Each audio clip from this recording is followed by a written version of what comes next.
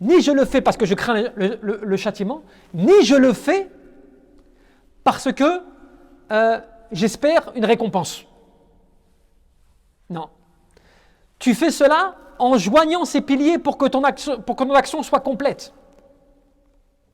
Il faut que tu le fasses par amour pour Allah Azza wa Jal, mais ce n'est pas suffisant. Il faut qu'en plus de l'amour, eh bien tu craignes son châtiment. Et qu'il faut aussi qu'avec la crainte, tu espères sa récompense.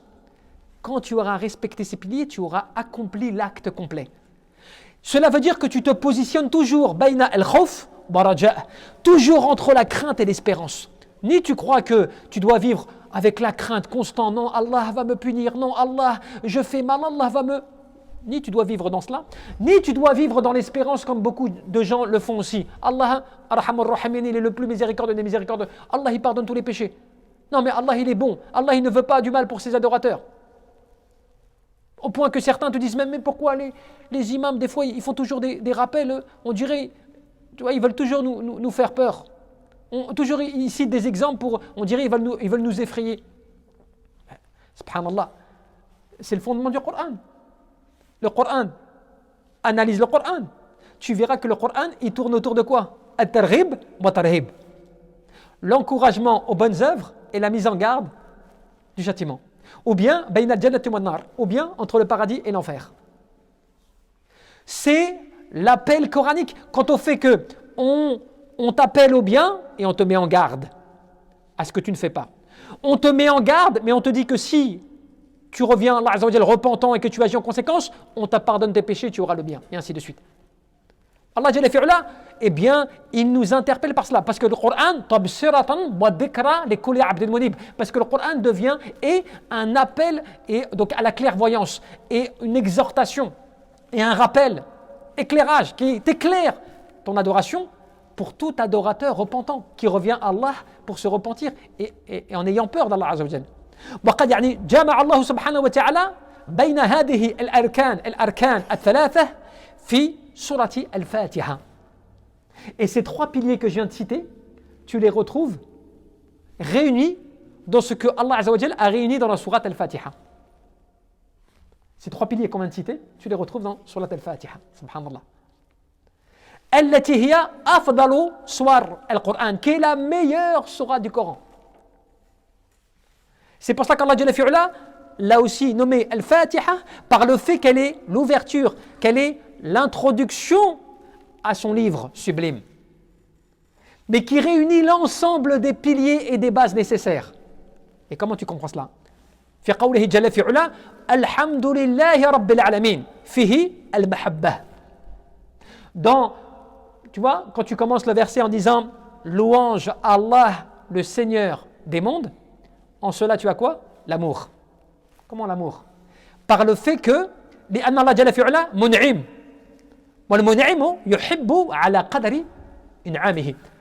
Parce que tu dois te rappeler que Allah qui est le Seigneur des mondes et que les louanges ou la louange qui revient à Allah Azza wa Jal, c'est des bienfaits, c'est des grâces que Allah subhanahu wa ta'ala a accordées à la création et à ses créatures. Et celui qui aime, il aime celui qui donne, celui qui lui a donné, celui qui pourvoit, celui qui accorde tous les bienfaits et les grâces, forcément nécessite d'être aimé et adoré. Donc dans ce verset, eh bien, il y a le fait de la volonté, de l'amour à l'égard d'Allah subhanahu wa ta'ala.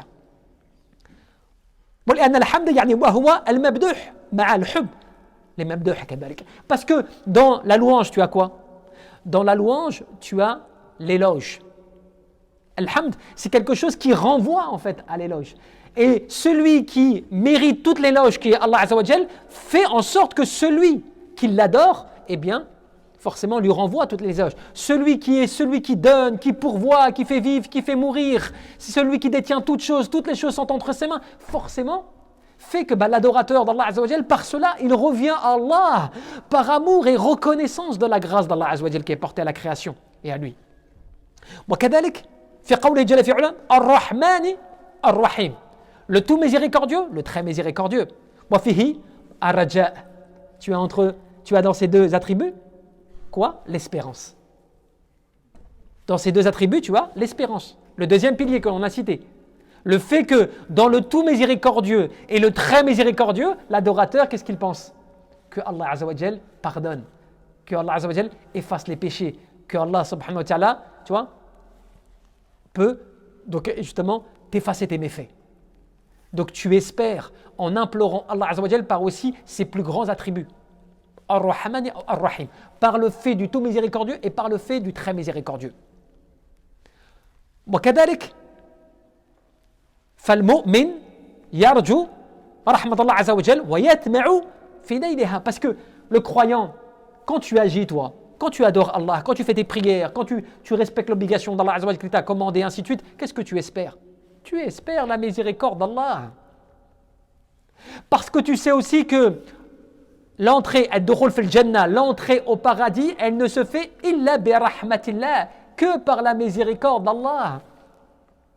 Et à partir du moment où tu es conscient que le fait que tu l'adores, le fait que tu as la foi, le fait que tu reviennes à lui, le fait que tu puisses l'invoquer, le fait que tu puisses espérer, tout cela, c'est une miséricorde d'Allah qui t'est accordée. Puisqu'il y a des gens qui ne profitent pas et qui n'ont pas, subhanallah, ce que toi tu as. Vous imaginez, juste aujourd'hui, subhanallah, j'ai eu 3 conversions, je pourrais même dire 4, parce qu'il y a 2 personnes qui sont venues en même temps prononcer la shahada en même temps, 2 amis. 4 conversions comme ça en une journée, subhanallah, tu vois les profils, que des gens totalement différents, les uns par rapport aux autres. Un parcours totalement différent. Ils n'étaient pas musulmans à la base, ils n'ont même pas une famille musulmane à la base. Mais tu comprends par ce message à quel point Allah Azza wa Jal, il est miséricordieux. À quel point Allah subhanahu wa ta'ala, il guide qui il veut et de la manière qu'il le veut. Qu'il oriente vers la droiture et le chemin de la lumière, subhanallah, des personnes que toi, dans la rue, tu pourrais même pas imaginer qu'elles sont musulmanes. Et cela, c'est pour te montrer quoi comme exemple aussi? Pour toi, quand tu réfléchis, te dire, ne juge pas les gens. Des fois, il se peut que dans la rue, tu vas juger quelqu'un, il se peut que cette personne, elle a le cœur à l'islam. Ou voire même qu'elle est musulmane. Tu ne sais même pas. On est dans une situation où tu te rends compte que Allah Azza wa Jal, il guide qui il veut, de la manière qu'il le veut et d'une situation que toi, tu n'aurais pas imaginée. Subhanallah. C'est la miséricorde d'Allah. Et quand tu vois cela, tu ne peux qu'espérer la miséricorde d'Allah Azza wa Jal. En te disant, mais Allah est vraiment, il accorde sa miséricorde et il pardonne à qui il veut, de la manière qu'il le souhaite. Wa kadalik, Malik Yawmiddin, c'est le roi du jour de la résurrection. Celui qui détiendra la totale royauté les jours de la résurrection. Fihi al-khawf. Et en cela, tu as quoi? La crainte. Tu vois les 3 versets dans Surat al-Fatiha, ils viennent te rappeler ces 3 piliers. Le premier, avec Al-Hamd, eh bien, c'est l'amour que tu vas porter par le fait de ce qu'il a accordé au monde, aux univers, par sa grâce, tout cela et tout que tu retrouves dans l'amour qu'Allah a porté à l'humanité et à ses créatures. Pour cela, tu l'aimes. Pour cela, tu œuvres. Tu vois, ashaddu yani hubban lillah, alladhina amanu, ceux qui ont la foi, ceux qui ont le plus grand amour à l'égard d'Allah. Comme dans le verset coranique. Parce que tu sais pourquoi? Parce que cet amour, en réalité, il augmente en conséquence de ta connaissance d'Allah Azza wa Jal. Plus tu connais Allah, plus tu apprends à connaître ton Seigneur, plus ton amour à son égard va augmenter. C'est normal, parce que tu vas te rendre compte des grâces qui te sont accordées.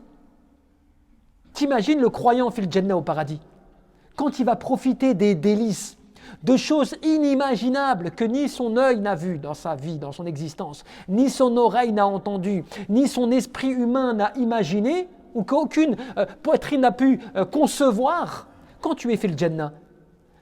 Mais la première des choses qui pourrait venir à ton esprit, c'est de te dire, mais si Allah ne m'avait pas fait miséricorde dans ce bas monde, je ne serais pas là où je suis. Si Allah ne m'avait pas pardonné mes péchés, je ne serais pas là. Mais ces péchés se pardonnent par quoi? Par le fait que tu dois aimer Allah pour l'adorer, que tu dois le craindre par rapport au péché. Donc ta crainte te pousse à te retenir face au péché, face à la désobéissance. Donc c'est pour ça que tu le crains, parce que tu sais, tu connais les conséquences. Et aussi, bien sûr, eh bien l'espoir. Tu espères que même si tu n'es pas parfait, tu commets des péchés, tu n'es pas carré, tu commets des méfaits, tu n'es pas droit, mais tu espères qu'Allah il te pardonne, il te guide. Même si tu commets des péchés, tu espères qu'Allah il t'effacera ces péchés, tu essaies d'agir en conséquence, tu essaies de te rectifier, tu essaies de faire du bien, donc tu espères. C'est cela. Ces piliers-là, ils sont fondamentaux dans ton acte d'adoration. Tu vois? Et wa yawm ad-din wa huwa yawm yani al-jaza wal hisab, parce que le jour de la résurrection, c'est le jour où Allah Azza wa Jal, il n'y a que lui qui de ce jour-là fera les comptes. Aucun roi ne sera valorisé, aucun détenteur de pouvoir de ce bas monde ne pourra revendiquer quoi que ce soit. Personne ne pourra les secourir, les êtres humains à ce moment-là. Seul Allah Jalla fi'ala, décidera ce jour-là de récompenser et de faire les comptes. D'où le fait qu'il est le roi, tu vois, suprême, tu vois, au-delà de tout, ce jour-là.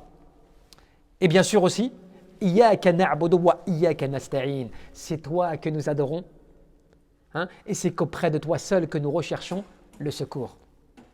Tu vois, l'aide, le soutien, le fait que tu viennes nous assister. Tu sais pourquoi? Parce que comme expliqué, les ulama te disent quoi? Te disent fi hadhihi al-ayah amara kadhalik yani bil ibadah wal isti'anah. Dans ce verset, tu as l'ordre d'adorer Allah et aussi de rechercher l'aide d'Allah Azza wa Jal, l'assistance d'Allah. C'est une obligation, puisque tu l'as en train de dire « Oh Allah, c'est toi qu'on adore ». Qu'est-ce que cela veut dire? C'est à toi seul que nous vouons notre adoration. C'est toi seul qui mérite toute dévotion sincère. Personne d'autre ne peut s'interposer entre toi et moi. Ya Allah, je me dévoue totalement à toi. Et le fait que pourquoi tu recherches l'aide d'Allah Azza wa Jal? Pourquoi, à votre avis, c'est une question, on le fait des fois, pas assez souvent, je vous pose la question. Pourquoi on recherche l'aide auprès d'Allah? Qui a la réponse? Personne n'a une réponse. Pourquoi dans ce verset qui est sur la Al-Fatiha, qu'on récite plus de 17 fois par jour, on recherche dans ce verset l'assistance? Quel est le but? Entre autres, exactement, c'est-à-dire qu'il y a la vérité dans cela pour être bien guidé. C'est qu'en fait, ça nous renvoie au fait qu'on se rend compte qu'on a besoin que Allah nous assiste pour pouvoir l'adorer. C'est que si Allah ne t'assiste pas, tu ne peux pas l'adorer. Si Allah ne te met pas les conditions nécessaires pour l'adorer, tu ne l'adoreras pas. Donc c'est pour ça que tu dis, c'est toi que nous adorons et c'est auprès de toi seul que nous demandons l'assistance. C'est-à-dire l'assistance au fait que tu puisses nous soutenir quant au fait de t'adorer.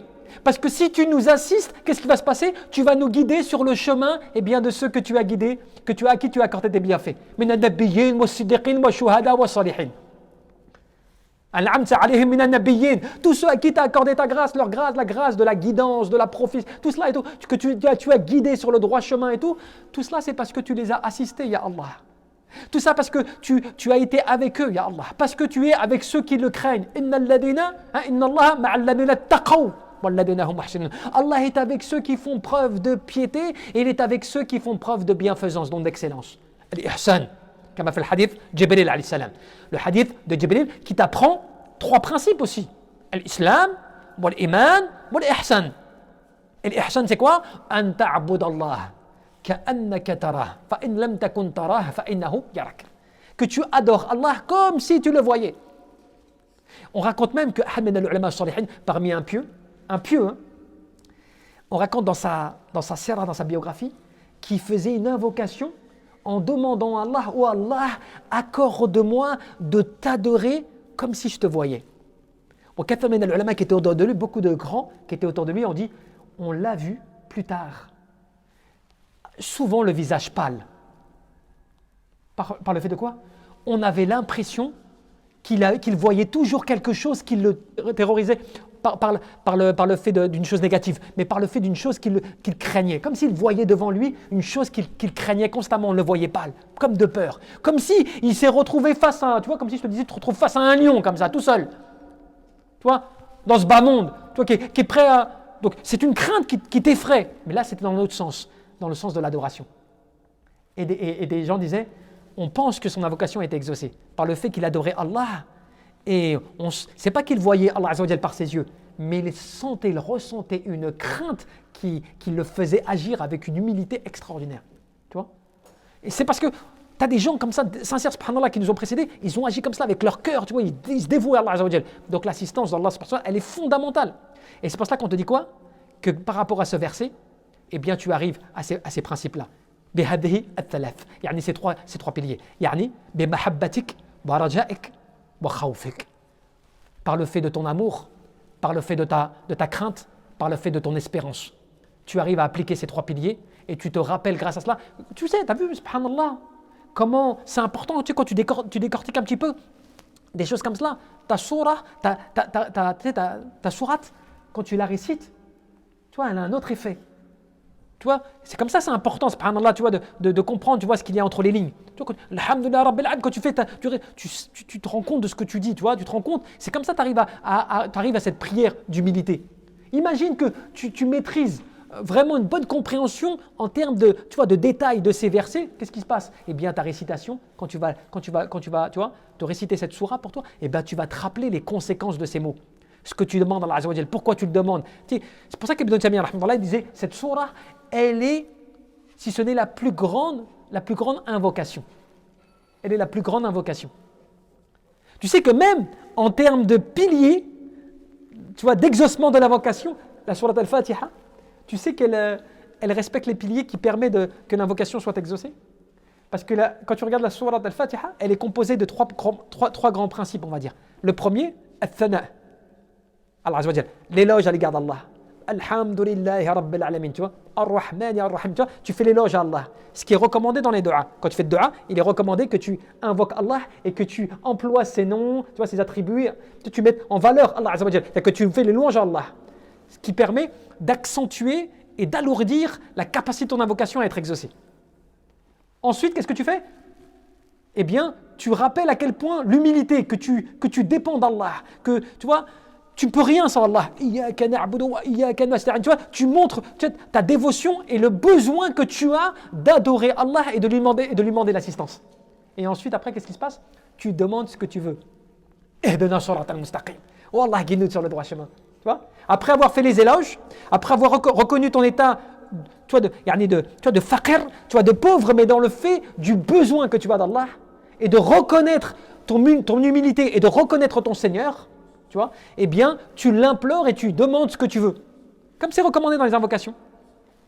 Les louanges, tu vois, le fait de montrer ton état de détresse et de besoin, et après ta demande. Tu fais ta demande. Et de guide-nous sur le droit chemin, le chemin de ceux que tu as guidés, dans la rectitude, ainsi de suite. Donc, c'est pour ça que cette sourate, en fait, c'est pour ça qu'Ibn Taymiyyah disait, c'est la plus grande, parce qu'elle t'enseigne un principe que après tu appliques de manière générale et que tu connais dans les hadiths, ainsi de suite, de ce que le prophète en fait t'a enseigné. Bien sûr, après il y a le principe aussi dans ton invocation de prier aussi sur le prophète, qui permet aussi d'exaucer ton invocation. Puisque le prophète disait, que l'invocation, elle est voilée jusqu'à temps que tu pries sur le prophète.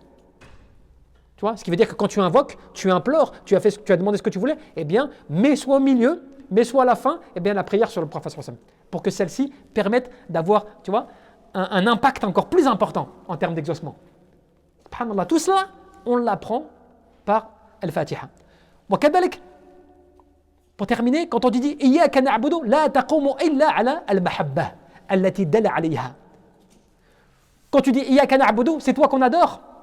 Cela, comment tu adores Allah? Comment tu peux, tu vois, les gens de ce bas monde, quand ils disent oui, moi cette personne, franchement je l'adore, même si c'est pas permis de dire cela dans le principe, tu vois, par le fait de l'adoration que nous en tant que musulmans on conçoit qu'on ne dit pas ce mot-là pour des êtres humains. Tu n'adores que Allah Azza wa Jal. Mais pourquoi ils disent cela? Parce que leur amour il est tellement fort, leur amour est tellement important qu'ils ne l'expriment pas par l'amour, ils l'expriment par l'adoration. C'est vrai ou pas? Ils aiment tellement quelque chose ou quelqu'un qui dit cette personne je l'adore. Tu vois, cette chose-là, je l'adore. Parce que leur amour est tellement fort qu'ils l'expriment. Il n'y a pas mieux pour eux, pour exprimer leur amour fort, d'employer le mot adoration. Et nous, dans l'islam, le fait que tu adores Allah, la plus grande manière qui te permet d'adorer Allah comme il se doit, c'est de l'aimer fortement.